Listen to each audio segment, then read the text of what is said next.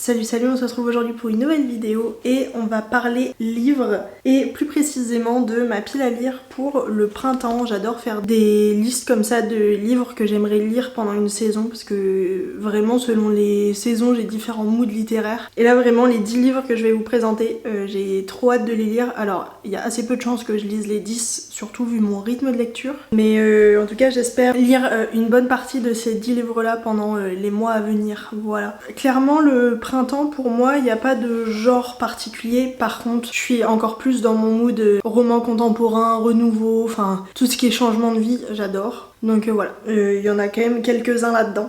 Il y en a certains qui sont dans ma vidéo, enfin dans ma liste des 25 livres que je veux lire en 2025, je vous mettrai ma vidéo dans le petit i si ça vous intéresse. C'est parti. J'ai tout d'abord très envie de lire Du chaos naissent les étoiles de Marie-Lise Trécourt que j'ai aux éditions Erol Poche. C'est un très vieux livre qu'il est temps que je lise, en plus il est pas si long que ça, hein. Il fait 260 pages. On y suit donc Juliette qui est libraire et un jour une voyante va lui prédire sa mort prochaine et pour échapper à ce présage elle doit sauver la vie de 3 inconnus en 15 jours et du coup on va je pense suivre Juliette et c'est écrit dans cette histoire haletante entre la vie et la mort, Marie-Lise Trécourt conjugue l'amour à tous les temps, donc j'ai trop hâte de le lire, voilà. Ensuite c'est un livre, alors pour le coup j'ai clairement été attirée par la couverture en librairie. Mais je sais pas, là c'est visuellement en tout cas ça me donne très envie pour le printemps. C'est sans oublier la baleine de John Ironmonger, je suppose que ça se dit comme ça, des éditions de Nami Poche, à Saint-Piran en Cornouailles. J'adore les Cornouailles. Il y en a un autre normalement là-dedans où il me semble ça se passe dans cette zone là du monde, bref. On se souvient encore du jour où un jeune homme nu comme un verre a été rejeté sur la plage par une baleine. Une entrée en scène des plus originales. L'ineffable Dr Books, le glaneur Kenny Kennett, Demelza la romancière à l'eau de rose ou encore Polly Hawking, la pimpante épouse du vicaire. Ce matin-là, tous les villageois se portent à son secours, sans oublier la baleine à l'arrière-plan qui ne veut plus quitter la côte. Personne ne sait alors pourquoi Joe Hack a fui Londres, ni ce qui le lie à l'énigmatique cétacé qui rôde dans la baie. Pourtant, petit à petit, cette curieuse arrivée bouleverse bien des choses dans le village de pêcheurs de 300 habitants, plus familier des homards que des citadins. Une fable touchante portée sur des personnages hauts en couleur et un humour délicieusement anglais. Déjà c'est une partie du monde qui m'attire énormément, je trouve que c'est très beau, c'est très mystérieux et en même temps, je sais pas, il me donne très envie ce livre, voilà. C'est pas un livre énorme, enfin si quand même, il fait 570 pages, mais en tout cas j'ai l'impression que ça doit bien se lire, donc j'ai hâte de connaître tout simplement l'histoire entre cet homme et cette baleine, voilà. Beaucoup de mystère. Ensuite, j'ai très envie de lire Je revenais des autres de Melissa d'Acosta que j'ai aux éditions Le Livre de Poche. Et globalement, ça se passe dans un village de montagne, dans un hôtel où travaille une bande de saisonniers tous un peu abîmés par la vie, le récit de leurs amitiés, doutes, colères, rancœurs et de leurs amours. Le roman des autres, ceux qu'on laisse entrer dans notre vie, ceux qui nous détruisent mais surtout ceux qui nous guérissent. Voilà, j'ai pas forcément envie d'en savoir plus, j'ai adoré Tout le bleu du ciel l'année dernière, bon certes j'ai pleuré toutes les larmes de mon corps mais je trouve que Melissa d'Acosta nous fait des histoires fabuleuses et j'ai très hâte de lire celui-ci. Et ça a l'air globalement d'être une histoire quand même de renouveau, de guérison et pour moi c'est parfait pour le printemps ce genre d'histoire, vraiment j'aime trop donc j'ai très hâte de le lire. J'ai hâte de voir de quoi ça parle vraiment et qui on va suivre. Ensuite, j'ai le livre d'une de mes autrices préférées. Je crois que c'est mes parents qui l'ont trouvé en... Vous savez, les bibliothèques là sur la plage. Enfin les trucs... Je sais plus comment ça s'appelle. Boîte à livres. J'ai Juste avant le bonheur de Agnès Ledigue aux éditions Pocket. Cela fait longtemps que Julie ne croit plus aux contes de fées. Caissière dans un supermarché, elle élève seule son petit Lulu, unique rayon de soleil d'une vie difficile. Pourtant, un jour particulièrement sombre, le destin va lui sourire. Émus par leur situation, un homme les invite dans sa maison du bord de mer en Bretagne. Tant de générosité après des années de galère. Julie reste méfiante, elle n'a pas l'habitude. Mais pour Lulu, pour voir la mer et faire les châteaux de sable, elle pourrait bien saisir cette main qui se tend. Encore une fois, il m'attire beaucoup pour le côté en bord de mer. Voilà, là on commence à avoir à nouveau des beaux jours et de toute façon je suis une amoureuse de la mer, mais ça m'a l'air vraiment bien et vraiment la plume d'Agnès Ledigue, j'adore, donc j'ai très hâte de le lire. Ensuite, pour le coup celui-là, il est sur ma liste des 25 livres à lire en 2025 et il y a l'une de vous qui m'a dit qu'elle a préféré celui-ci à Circé, du coup j'avoue que ça me fait un peu moins peur de le lire. Et je sais pas, j'ai envie de le lire là en ce moment. C'est Le Chant d'Achille de Madeleine Miller aux éditions Pocket, parce que donc j'ai lu Circé, ça devait être en début d'année dernière, je sais plus du tout. Oui, ça devait être, ou alors l'année d'avant, je ne sais plus du tout quand est-ce que je l'ai lu.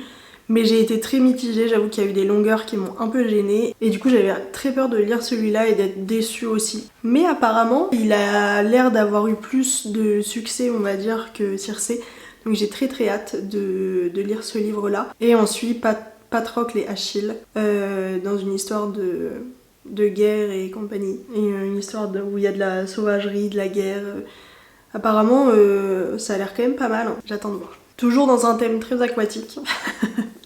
Comme beaucoup d'autres, parce qu'il y en a d'autres encore derrière où il y a un thème aquatique. J'ai très envie de commencer cette saga-là, je sais que c'est pas très bien de commencer les sagas vu toutes celles que je dois finir. Mais en fait, tant que je ne lis pas des livres, tant que je vide pas ma bibliothèque, je n'achète pas, même mes suites de sagas, je n'achète pas de livres. Donc en fait, il faut que je lise des livres. Donc je vais lire ceux que j'ai envie de lire, même si c'est des premiers tomes de saga.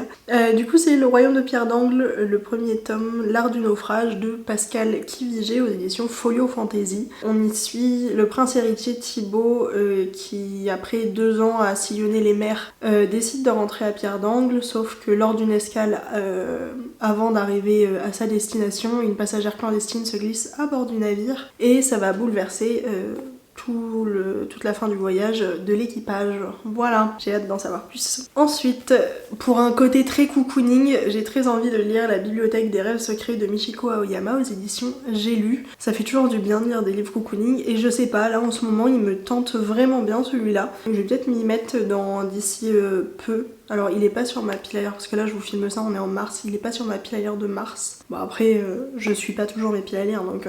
Bref, globalement c'est un roman choral qui se passe dans une bibliothèque, dans laquelle la bibliothèque propose en tout cas un ouvrage totalement inattendu à ses clients, et globalement toutes les histoires partent de là. Et c'est écrit, et derrière cette lecture imprévue se dessinent toujours les premiers jalons d'un nouveau départ. Ça m'a l'air très sympathique, et le côté nouveau départ m'intrigue. J'avoue, j'ai hâte de découvrir les personnages, ce qui va être proposé ou pas. J'ai très hâte. Ensuite, encore une autrice, alors il me semble que je l'ai découvert l'année dernière, elle. Sophie Astrabi, j'ai Billy Pretty a disparu aux éditions J'ai lu. J'adore la couverture, je la trouve très jolie.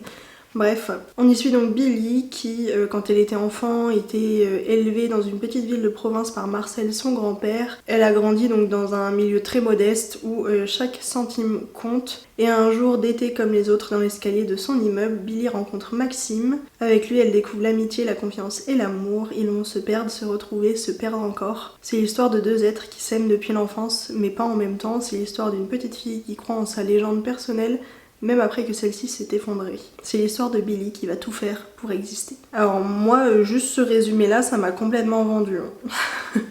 J'ai trop hâte de connaître Billy, de connaître son histoire avec Maxime, et franchement, ça m'a l'air pas mal du tout. Et vraiment, la plume de Sophie Astrabi est trop bien. Ensuite, c'est une de mes autrices préférées. J'avais lu d'elle Rendez-vous au Café du Bonheur, il s'agit de Lucy Diamond. Et là, j'ai La Villa des Petits Bonheurs aux éditions Charleston Poche.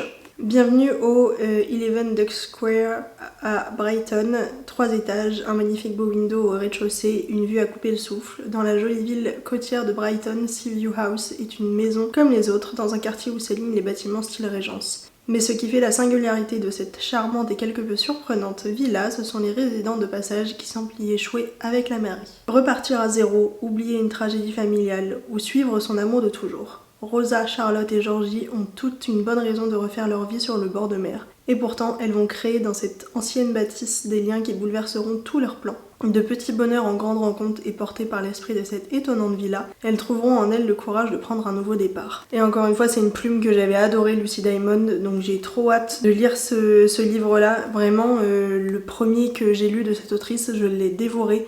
Ça se passait dans les Cornouailles. Et franchement, j'avais adoré toutes les descriptions, on était vraiment plongés dans l'univers, c'était très beau.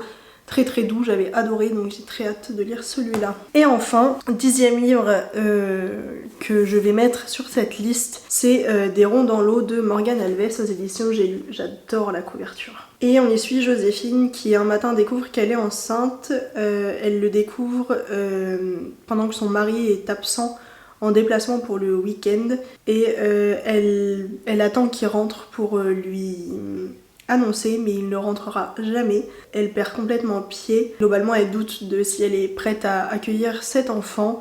Et du jour au lendemain, elle laisse sa vie, son métier, elle laisse tout à Paris. Elle part pour la Bretagne, à Locmariaquet, dans une vieille maison en ruine que son mari voulait à tout prix conserver en mémoire à son grand-père. Et là-bas, elle y va uniquement avec son chat, qui s'appelle Georges. Mais voilà, c'est vraiment un nouveau départ complet au bord de la mer. Et par contre, je connais pas du tout cette autrice, ce sera vraiment mon premier livre, mais je sais pas, ça m'a l'air, ma foi, très agréable à lire, donc j'ai hâte de découvrir l'histoire de Joséphine. Bref, j'espère que cette petite vidéo vous aura plu, et moi je vous fais des très gros bisous et je vous dis à très vite pour une nouvelle vidéo.